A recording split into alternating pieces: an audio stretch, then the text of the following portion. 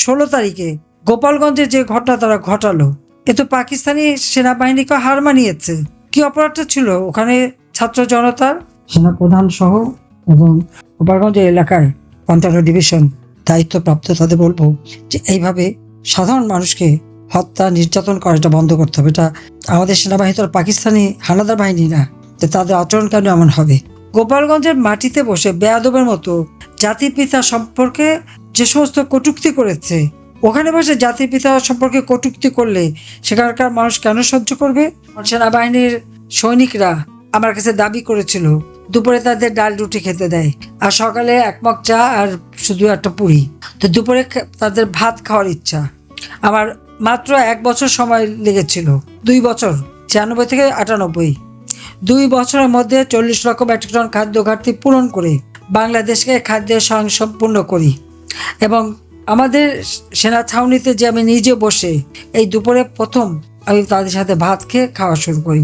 এরপর আন্তর্জাতিক সম্পন্ন তাদের নামের পদবিগুলি ঠিক করা, প্রত্যেকের বেতন ভাতা, টিফিন ভাতা, ইয়াং অফিসার তার জন্য গাড়ি বাড়ি করতে পারে তার জন্য বিশেষ তাদের প্রণোদনা দেওয়া এবং অল্প সুদে ঋণের ব্যবস্থা করে দেওয়া, তাদের থাকার জন্য ফ্ল্যাট, সৈনিকদের থাকার জন্য ডরমিটরি করে দেওয়া, তাদের জন্য হোস্টেল তারা যাতে সুন্দরভাবে থাকতে পারে সেই ব্যবস্থা করে দেওয়া, তাদের চিকিৎসার ব্যবস্থা, রেশন বাড়ানো, পুলিশদের জন্য রেশন মাত্র 20% পুলিশ রেশন পেত, প্রথমবার আমি 40% করে দিতে পারছি, পূর্ণাঙ্গ রেশন তাদের দেওয়া শুরু করি, তাদের পোশাক পরিচ্ছদের কয়েক সেট বাড়িয়ে দিই, প্রত্যেকের কমব্যাট ড্রেস, নতুন নতুন ড্রেস সব কিছুকে আমি করে দিয়েছিলাম।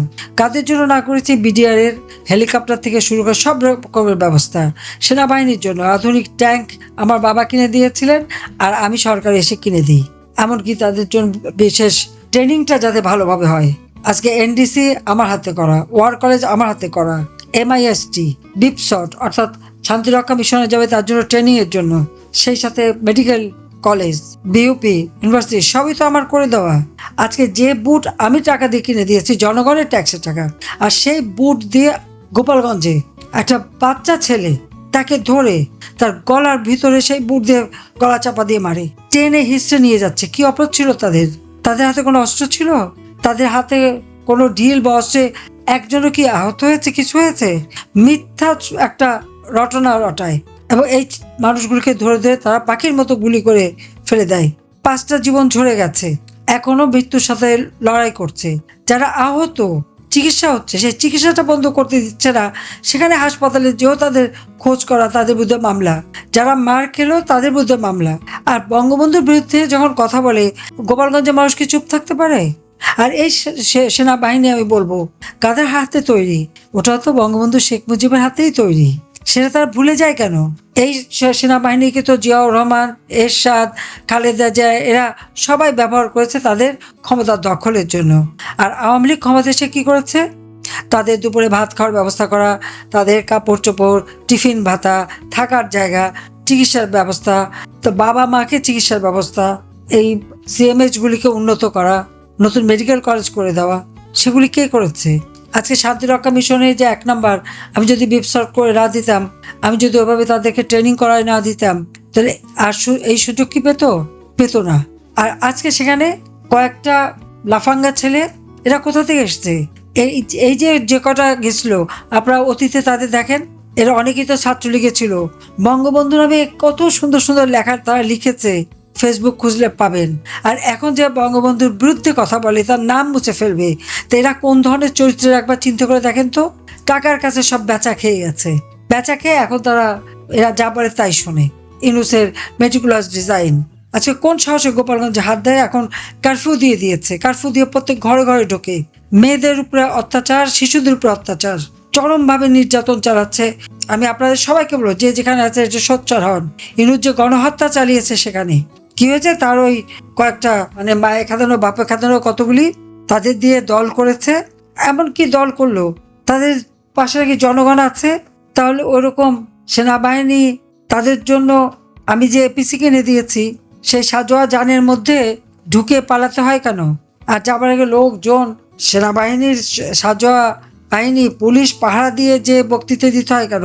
আমরা তো অপোজিশনে ছিলাম, গুলি বোমা গ্রেনেড সবই তো মোকাবেলা করেছে, আমাদের কখনো এরকম সাজোয়া জানি করে তো পালাতে হয়নি। মৃত্যুকে সামনে নিয়েই আমরা চলেছি। আসলে ক্ষমতা আসতে না আসতেই 6 মাসের মধ্যে তাদের এত টাকা পয়সা হয়ে গেছে, এত সম্পদ করে ফেলেছে। আর ক্ষমতার মোহ ইউনূসের মতনই, যেমনই সে তেমনি তার চেলারা, তেমনি তার উপদেষ্টা, সবকটা বিদেশি নাগরিক। সেই বিদেশি নাগরিকগুলি এখানে এসে বসে আছে আমাদের সংবিধান লঙ্ঘন করে, আবার বড় গলায় সে কথাও বলে। একদিন এগুলি সব শাস্তি হবে। আর আজকে যে গণহত্যা হয়েছে এর জন্য সমস্ত দায় দায়িত্ব ডক্টর ইউনূসকেই নিতে হবে। তার এটা মেটিকুলাস ডিজাইনের অংশ। তারা বাংলাদেশটাকে ধ্বংস করে দিতে চাচ্ছে, স্বাধীনতা ধ্বংস করে দিয়েছে, জনগণের অধিকার ছিনতাই করেছে। লোক আজকে আমাদের কারাগারে, আওয়ামী লীগেরই তো প্রায় 1 লক্ষ মানুষ কারাগারের মধ্যে শোবার জায়গা দিতে পারে না। একেবারে বাথরুমের সামনের থেকে শুরু করে সব জায়গায় মাটির মধ্যে ফেলে রেখে দিয়েছে সবাইকে। অপরাধটা কি তাদের?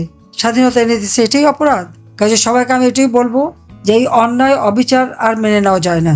প্রত্যেকে যে যেখানে আছে এর প্রতিবাদ করতে হবে। আর এই গণহত্যার বিচার দাবি করতে হবে, জাতীয় আন্তর্জাতিকভাবে সব জায়গায় তুলে ধরতে হবে যে একটা মানুষের ক্ষমতার লোভের আগুনে একটা দেশ, উন্নত একটা দেশ আজকে ছারখার হয়ে গেছে। আজকে মানুষগুলির জীবনে কোনো নিরাপত্তা নাই। কাজে এই গণহত্যা দেয় ইউনূসকে পদত্যাগ করতে হবে। তার এই ক্ষমতা থাকার কোনো অধিকার নাই। সম্পূর্ণ সে বেআইনিভাবে, অসাংবিধানিকভাবে ক্ষমতাটা দখল করে বসে আছে। আর এই দখলকারীরা সবসময় মানুষের উপর অত্যাচারই করে, শান্তি দিতে পারে না। আর এই যে তরুণ সমাজ আমাদের এতগুলি তাজা প্রাণ কেড়ে নিল, অথচ এর কোনো বিচার নাই। উল্টা আমার যারা আজকে আহত তাদের বিরুদ্ধে মামলা। কাফন দাফনটা বন্ধ করতে দেয়নি, আপনারা জানেন? ওই পুলিশ সেনাবাহিনী দাঁড়িয়ে থেকে আত্মীয় স্বজনের বাধ্য করছে কবর দিতে, জানাজাটাও পড়তে দেয়নি বা হিন্দুদের সৎকারটাও করতে দেয়নি। আমি অবাক হইনি, কারণ আমার বাবা মা ভাইদের সাথেও তো একই আচরণ করে। আমার আব্বা তো কিছু নিয়ে যাননি, বাংলাদেশকে দিয়েই গেছেন। চেয়েছি শুধু দেশের মানুষের কল্যাণ। নিজের ছেলে মেয়ে বোনের বাচ্চারা, তাদের তো কোনোদিন ক্ষমতা থেকে কিছু দেয়নি। যে গোপালগঞ্জে কেন রক্ত ঝরলো, কেন ছেলেরা হত্যা করা হলো ছেলেদের, আর এই কারফিউ দিয়ে বাড়ি বাড়ি ঢুকে ঢুকে যাদেরকে নিয়ে যাচ্ছে তাদের আর খোঁজ পাওয়া যাচ্ছে না। কত যে মানুষকে হত্যা করা হয়েছে তার ঠিক নেই। এই অবস্থা থেকে দেশকে রক্ষা করার জন্য সকলকে ঐক্যবদ্ধ হয়ে কাজ করতে হবে। একটা বিষয় স্পষ্ট, ডক্টর ইউনূসকে নিয়ে দেশের ভেতরে যেমন সমালোচনা আছে, বাইরের মিডিয়ায় ঠিক তেমনই তাকে ঘিরে সহানুভূতির আবরণ তৈরি হয়েছে। শফিকুল আলম একজন অভিজ্ঞ সাংবাদিক ও প্রেস সচিব হিসেবে আন্তর্জাতিক মিডিয়ার সামনে যে বক্তব্য দিয়েছেন তা নিঃসন্দেহ কৌশলী। তবে প্রশ্ন হচ্ছে, এই বক্তব্য আসলে কার স্বার্থ রক্ষা করছে? ডক্টর ইউনূসের, নাকি রাজনৈতিক একটা বৃহৎ গেম প্ল্যানের? আওয়ামী লীগের ভবিষ্যৎ নিয়ে যে সন্দেহ বা সংকেত তিনি দিয়েছেন তা কেবল একটা মতামত হলেও সেটা খুব স্পষ্টভাবে তুলে ধরে দেশি বিদেশি শক্তিগুলো বাংলাদেশের রাজনৈতিক অস্থিরতা নিয়ে কতটা আগ্রহী। আমরা যখন দেশের অভ্যন্তরীণ রাজনৈতিক বাস্তবতা বিশ্লেষণ করি তখন বুঝতে হয় এই সব বক্তব্য শুধু ব্যক্তি নয়, পুরো রাজনৈতিক প্রেক্ষাপটকে প্রভাবিত করতে পারে।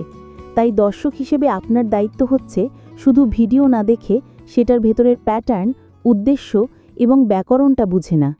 শেখ হাসিনার সরকার যদি ভুল করে সেটা সমালোচনা হতে পারে, কিন্তু যদি কেউ পরিকল্পিতভাবে দেশের ভাবমূর্তি ক্ষতিগ্রস্ত করার উদ্দেশ্যে কথা বলেন সেটাও চিন্তার বিষয়।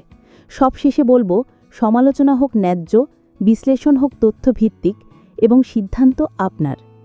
এই ভিডিওটা দেখে একটা জিনিস পরিষ্কার, ডক্টর ইউনূসকে ঘিরে দেশ বিদেশে আলাদা এক রাজনীতি তৈরি হয়েছে। আর সেই রাজনীতিরই প্রতিচ্ছবি আমরা দেখলাম তার প্রেস সচিব শফিকুল আলমের কথায়। ভারতের মিডিয়ায় তিনি যে বক্তব্য দিয়েছেন তা নিঃসন্দেহ সাবলীল, তবে প্রশ্ন হচ্ছে সেটি ছিল একটি ব্যক্তিগত মত নাকি আন্তর্জাতিক প্রভাব তৈরির কৌশল। যখন তিনি বলেন আওয়ামী লীগের ভবিষ্যৎ নিয়ে প্রশ্ন উঠেছে, তখন সেটি শুধু একটি বিশ্লেষণ না, বরং সেটি হতে পারে একটা প্রচ্ছন্ন রাজনৈতিক বার্তা। মনে রাখতে হবে, দেশের রাজনীতিতে মত প্রকাশের স্বাধীনতা আছে, কিন্তু সেই মত যদি কোনো নির্দিষ্ট শক্তির পক্ষে প্রোপাগান্ডা হয়ে দাঁড়ায় তখন প্রশ্ন তুলতেই হয়, এই বক্তব্যের সময় ভাষা এবং উদ্দেশ্য কি কাকতালীয়? শেখ হাসিনার সরকার নিঃসন্দেহ বিতর্কের ঊর্ধ্বে নয়, কিন্তু আন্তর্জাতিক প্রচার কিংবা কথিত গণতন্ত্র সংকট দেখানোর নামে কোনো ব্যক্তি বা গোষ্ঠী যদি রাজনীতিকে অস্থির করে তোলে তাহলে সেটাও জনগণের জন্য বিপজ্জনক। বিশ্লেষণ করুন, ভাবুন, প্রশ্ন তুলুন, তবে গুজব নয়, তথ্যের উপর দাঁড়িয়ে সিদ্ধান্ত নিন। কারণ এই দেশ আমাদের সকলের। তো আজকে এই পর্যন্তই, কিন্তু প্রশ্নগুলো এখানেই শেষ নয়। এই দেশ, এই রাজনীতি, এটা আমাদের সবার। আপনি, আমি, আমরা সবাই মিলে গড়ে তুলব সচেতনতার একটা মঞ্চ। আপনার ভাবনা, আপনার চিন্তা এবং আপনার মতামত আমাদের দরকার।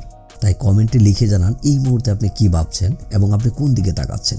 রিপাবলিক অ্যান্ড পলিটিক্স কেবল খবর বা বক্তব্যের জায়গা নয়, এটা একটা ভিন্ন মতের প্ল্যাটফর্ম।